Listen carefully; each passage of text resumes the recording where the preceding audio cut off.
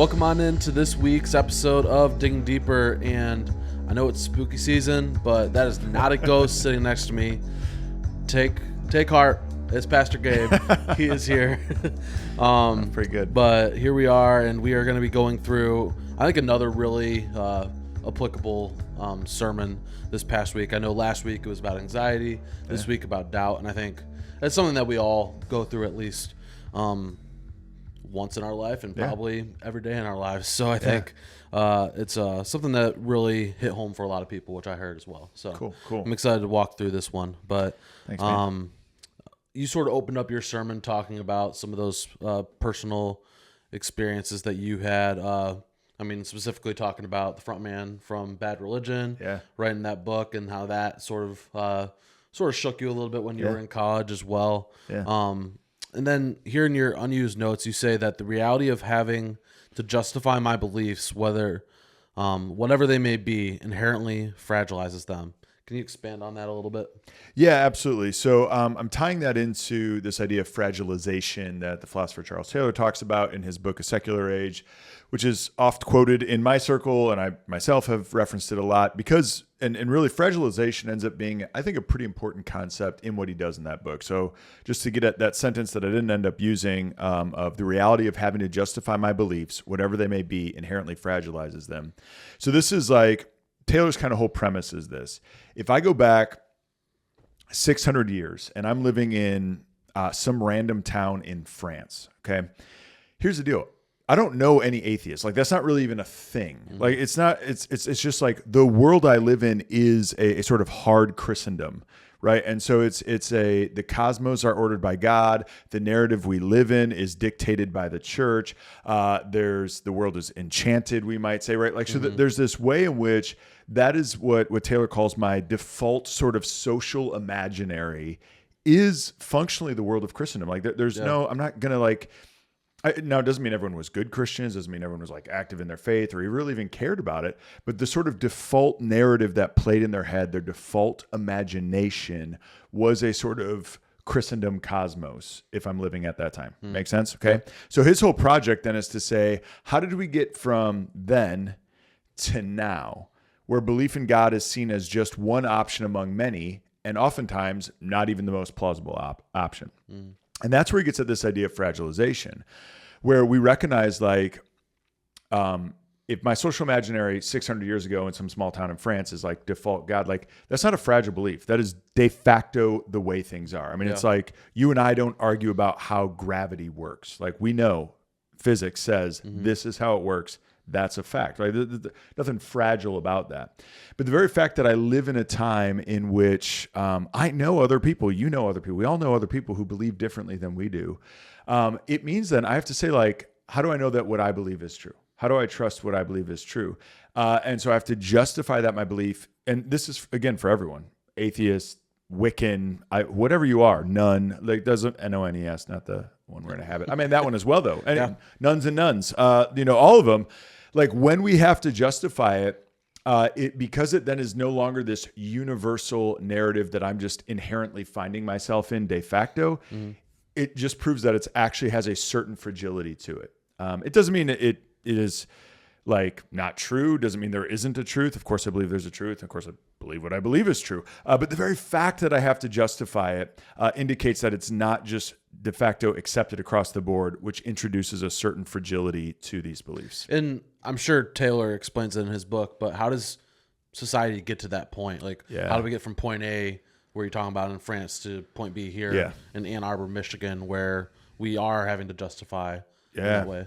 Yeah, I mean, it's a book that's over 1,000 pages, so it takes a long time to get there. But explain it to me like I'm in the third grade. So you have a lemonade stand. And, so that was an Office reference for those of you at home. Okay, but so real quickly is essentially one, he pins a lot on the Reformation. Not my favorite thing. He's Catholic, so he puts a lot on it. But what his argument, which I think there's somewhat legitimacy to it, is you kind of, in many ways, for the first time in a while, have an individual and the individual's conscience go over and above the authority structures of the church and really even the state at that time, right? And so that introduces this kind of crack in the foundation of sort of hard Christendom. But you still have functionally at least a soft Christendom moving forward, if this makes sense. And so that continues, but then the crack kind of continues even through the Enlightenment and the Renaissance, right? Where you get Enlightenment thinkers like Voltaire and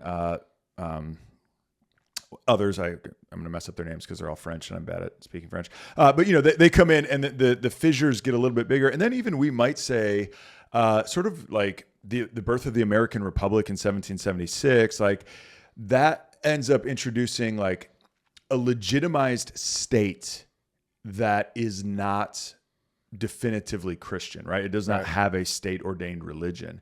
And so even that then continues sort of the fissures. And again, this is not necessarily a good or bad thing. It's just saying like, this is what is. It's not like he's not longing for us to go back to being peasants in the 14th century. Like I'm not either. The point just being like, this is what happens, right? This is the reality we find ourselves in.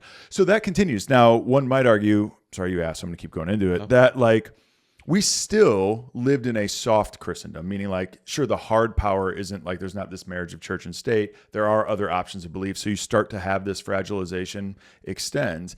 But then we really do, I think, kind of see it shift, mid 20th century in the West, at least kind of post World War II, especially in Europe. And then in the decades after that in the US, where not only, is they're not a hard Christendom, the soft Christendom loses a lot of influence and a lot of sway, where that doesn't become the default moral compass anymore. And so then there's all the more where us as Christians are feeling the pinch of having to justify our beliefs. Yeah. I think that makes sense. And I think sort of tracking that along with just like how the state was so involved to where we are now. And I think that I think that does make a lot of sense. But I think further along those lines, you have another quote here from the Georgetown professor Paul Eli's. Say with confidence and we'll believe you. Eli's 2004 book, The Life You Save May Be Your Own. He says that the burden of proof for belief is no longer held up by society, sort of like what we were talking about, but now it's on the believer. What's he getting at here?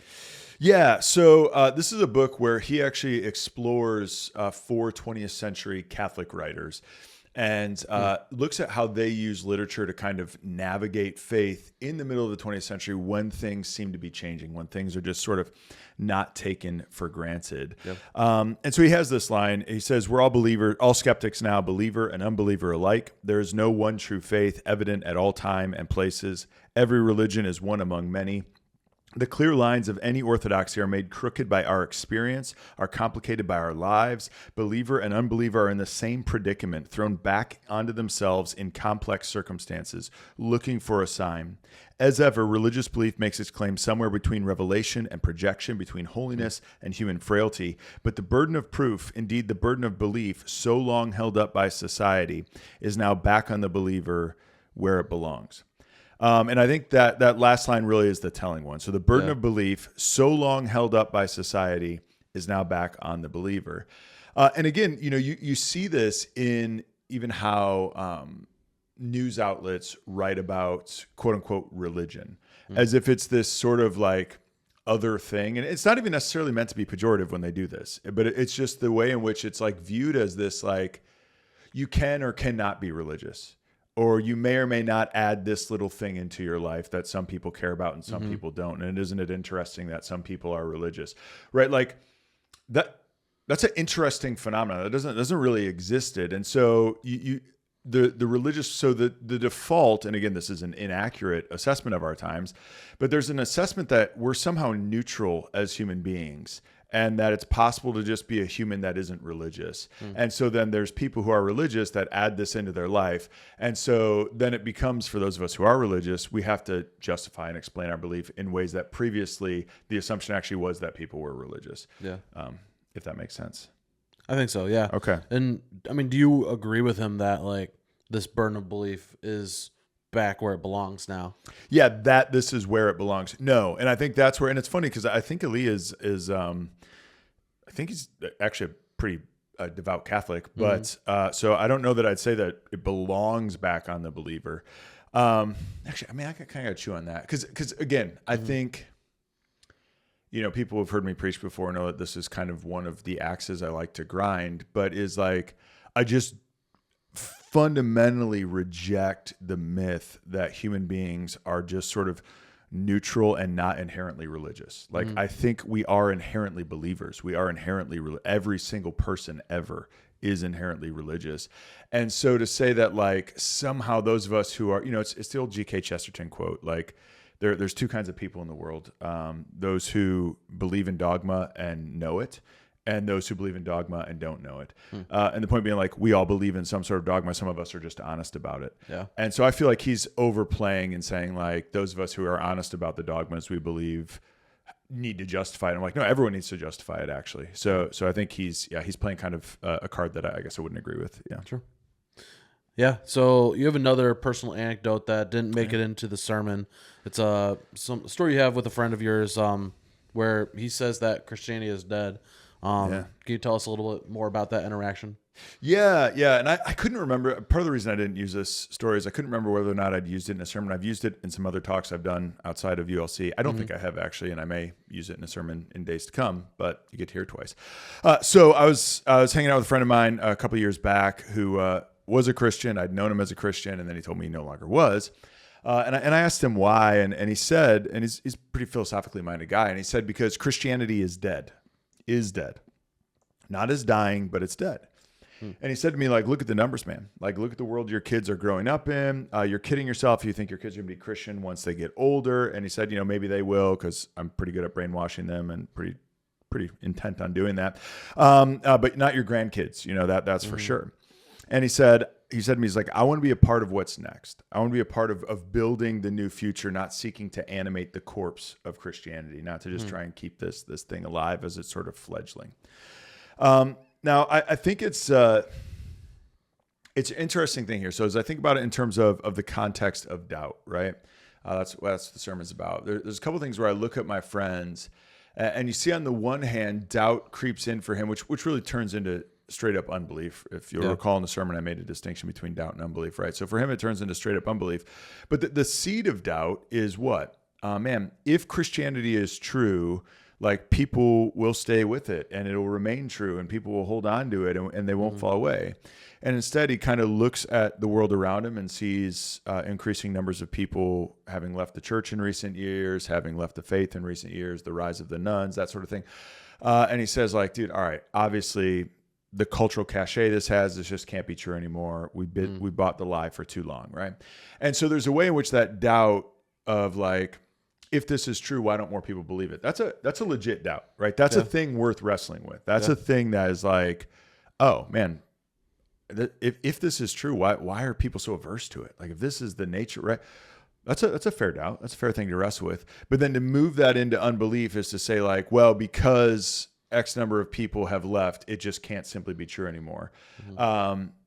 That ends up not being actually a very good argument. That's, vox populi, vox Dei, the voice of the people is the voice of God, right? And it's like, it's not a good way to live your life as a popularity contest, right? And the other side of that, for what it's worth, is like, those numbers are actually changing right now too, right? In our context, where we're seeing Gen Z, again, they still remain the least religious generation, but again, that number's changing. And then of those people in Gen Z who are quote unquote religious, they are more likely to be in worship weekly than any other generation, which is crazy, right? So it's like, if they're in, they're like all in, and more of them are becoming in, which is pretty cool to see. Additionally, he sort of has, and this is again sort of why I didn't go into this, because like it just would have been too tangential, but like it's a pretty myopic view of the numbers of Christianity, right? Like, Christianity remains the largest and fastest growing religion in the world.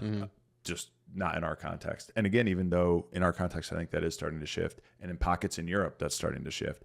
And so I think I just wanted to get at the reason I was thinking about putting that anecdote in my sermon was like to see how doubt, man, when we let it cloud everything, when we just kind of sit in it, that's what turns into unbelief.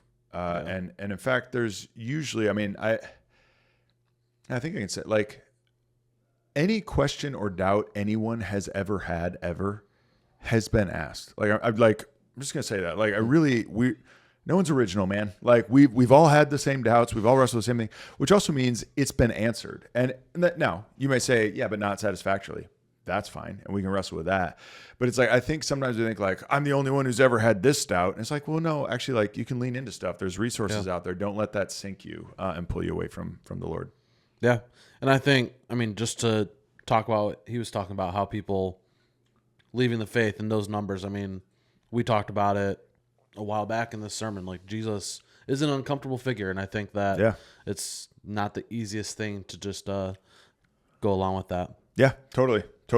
Yeah. And then talking about context, that's something we love talking about here on Digging Deeper, because it's always a pretty helpful thing just to know what we're talking about before we, especially in this series where we're following Jesus. It's good to see where he's coming from, where he's going to. But you had a full bullet point really in your outline this sermon. Yeah. All about context. And I think that was very helpful. But you broke down that the disciples really weren't sure who Jesus was at this point in his journey, and where he wasn't the most well received and had some struggles, and I mean lost his cousin, things like that. Yeah. But there's ways that this maps onto our lives, and you talked about that a little bit in your notes here too, right?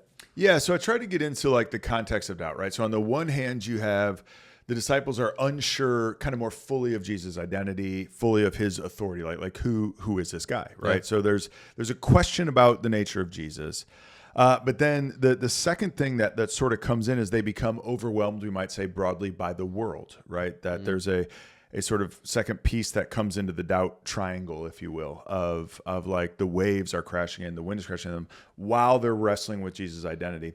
And then the third piece that comes in is they see this figure, in the water, and it's a ghost, and they're like, it's something they can't explain, right? Yeah. So I think doubt, and you probably don't need all three of those pieces, but we might say actually doubt occurs when at least one of these pieces are in play, right? Mm-hmm. When I'm not sure of who Jesus is, when the world is overwhelming at some level, and or when I encounter something I can't explain, right? Yeah.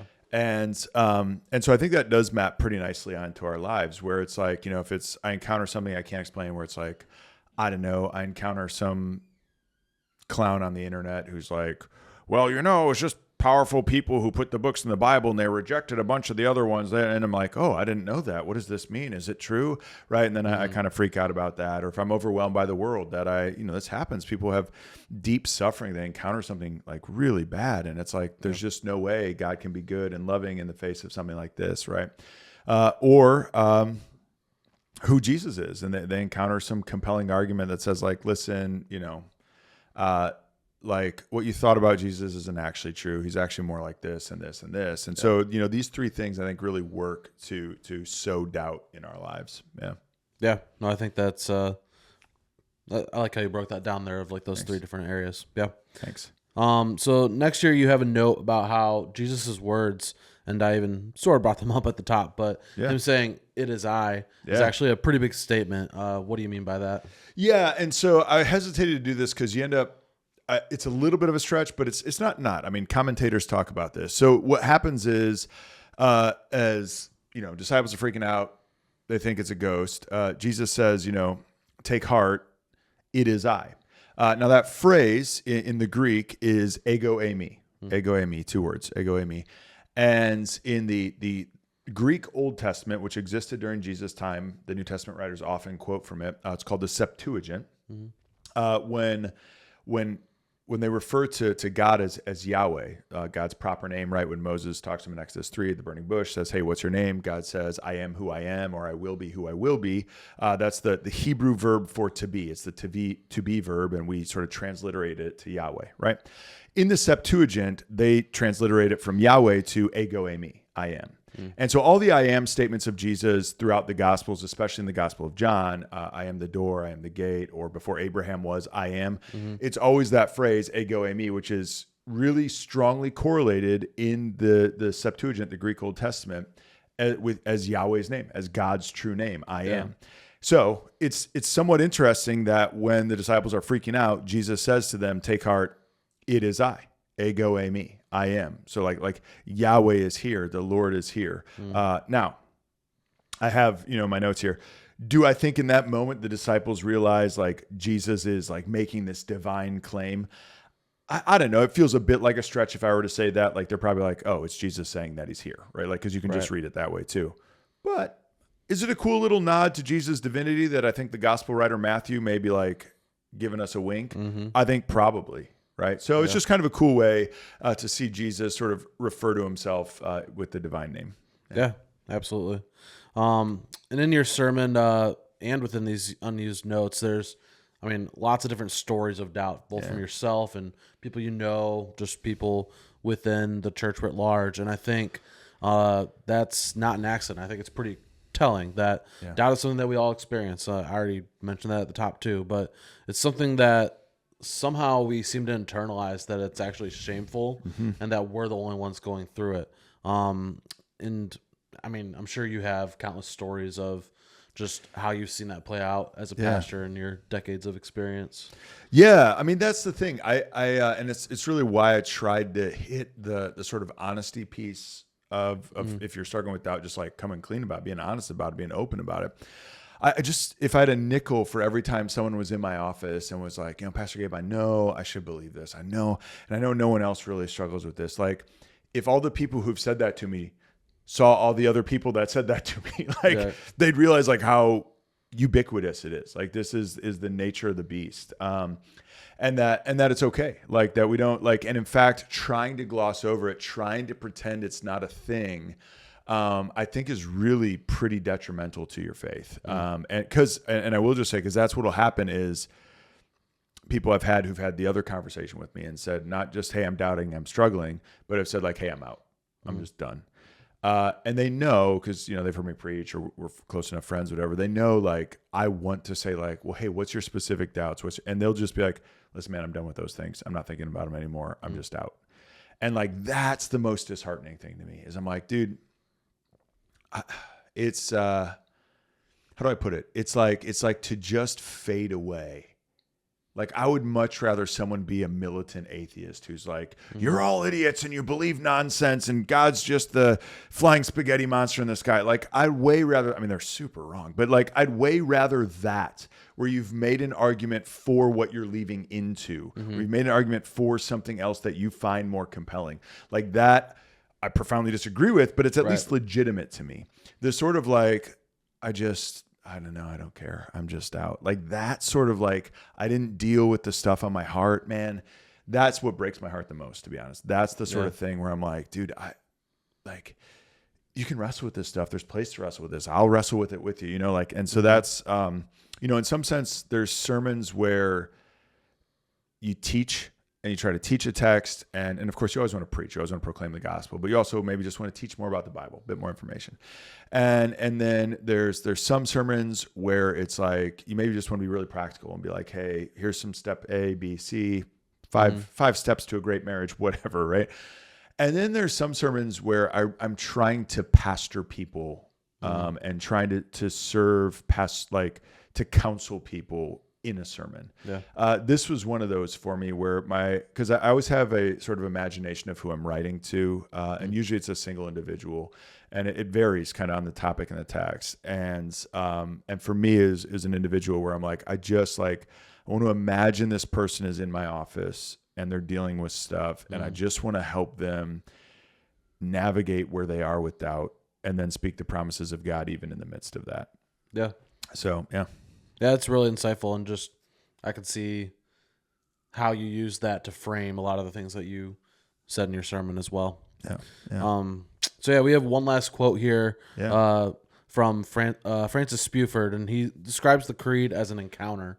What's that about? Yeah, so Francis Spuford he wrote this book called Unapologetic: Why, Despite Everything, Christianity Still Makes Emotional Sense. Phenomenal book. And so he talks about the creed as encounter. So what does he mean by that? So he talks about like we encounter something in the creed. Now, like Apostles' Creed, Nicene Creed, take your pick. And let me just read the quote, and I'll kind of unpack Athanasian. what. Well, and Athanasian, but who's got time? Who's got the time, Matt? You got the time for the Athanasian Creed? Once a year, maybe. Not here. I often wrestle with that. That's one of those things I wake up at night thinking, like, will the Lord call me out for not doing the Athanasian Creed on Trinity Sunday? The Spirit might. The Spirit might. Yeah. He might. Gets the short end of the stick. He does. Yeah, because he gets a lot in the Athanasian Creed. But I mean, so does the Lord Jesus too, and he gets a lot in the Nicene though. But neither here nor there. I mean, it's tricky. It's we just preached too long to do the Athanasian Creed. Okay, moving along. Here's the Spufford quote. He says, I've talked about the creed as an encounter, but the encounter, the way I have represented it, was between us and the propositions of the creed. But there is another party involved here, isn't there? If it's true, if what we declare we're going to live as if actually is, then we are not the only active players here. And the propositions are not cold statements, but live realities. What they tell us every time we go to meet them is that before we even begin tentatively, stumblingly feeling our way into this stuff, a preemptive capital L love has already set out to meet us, had already arrived long ago to offer with infinite patience to do as much as we would let him do of the living and the working and the failing too. That part is very important for us. So what he's getting at here is like, there's a way in which just speaking the creeds, the propositions themselves, it is a type of encounter. It's a type of encountering of the truths of Christianity, of proclaiming and confessing the truths of Christianity. And I'm encountering these truths as propositions that have existed for centuries across cultures throughout history. Okay, so that's cool enough on its own. But his point is this: is that actually, though, if what we're confessing is true, it's not just these statements. There is a who behind these statements. There is a preemptive love that comes to meet us in those statements. And that, of course, being the God we're confessing, the God we believe is already there running towards us, encountering us as we confess those words. Same one that's reaching down into the water to pull us back out. Exactly. Yeah. I mean, wouldn't that have been a sick quote to have with this? Yeah. But I just didn't have space for it. But that's exactly the point. That's exactly the idea, is that, this is the God we have in Jesus Christ, that he is the one who reaches down. It's the same, I said, like, the answer to our doubts is not so much a what, but a who, right? And this is kind of what Spufford is getting at here as well, that it's like, yeah, I mean, answers to our doubts, like, it is helpful to have legitimate, reasonable, logical answers to the doubts that arise within faith. Like we absolutely need those. I'm a big fan of apologetics, like that totally matters. However, you reach a point, like Book of Job is the best example of this, right? Because that's the biggest doubt is theodicy, the problem of evil, goodness of God, human suffering. That's the biggest one, right? And so how does God resolve that? He actually doesn't give Job an explanation. He gives him an encounter with himself, with his own presence. And I think in some sense, there's a way in which the answers, again, there's good answers, but compared to an encounter with the presence of God, they fall flat. And so that's the God we have is the God who comes to meet us and the God we can encounter with his presence. Yeah, that's beautiful. I think that's where we'll end it there. But another reminder that our pastors have graciously spent the time to make some questions, digging deeper questions for you, whether it's your personal devotions or community groups or whatever it is. Those will be in the show notes or in the description here. Also online at ulcannarbor.org/digging deeper. So make sure to reference that for some more questions to sort of look through and dig deeper on. But that's it for this week, at least with the pastor. Today we'll have Amy and Nate coming up on the other side of this, but we're stuck with Gabe again. It's a double dose. Next week, so sorry, he's going to be talking about what good is it to gain the whole world but lose your soul. That's Matthew 16, starting at verse 24. So that'll be a fun one to walk through as well. I'm very, very excited to preach on this text. So yeah, I'm looking forward to it. It's going to be great. All right. Well, thanks for joining us. Make sure to stay around for Amy and Nate, and God bless. Well, hi, everyone.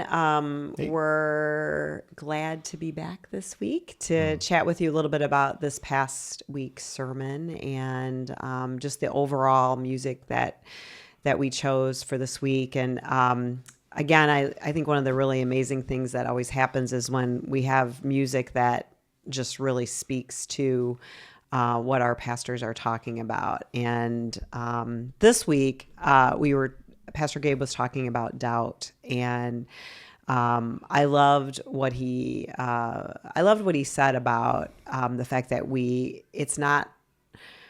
Our faith is not always at this same level all the time, that it kind of comes and goes. And I loved where he spoke to the fact that it's in our times of doubting that we actually grow and we learn. And I thought that was really kind of a beautiful thing, and how Jesus actually meets us in that place when we're in the struggle or we're in those places of doubt. Yeah. Yeah. And just how realistic it is with Peter, calling out where he said, Lord, if that is you, call me out. It's just kind of like, no, I was checking my options, making sure. Yeah. Yeah. And then he says, all right, yeah, come on out. And this reminded me of, just kind of going off of that. There's a Psalm 77. And a lot of Psalms do this where, hear this in a lot of songs as much now, but, this is, where are you, God? What's going on? What, have you abandoned me?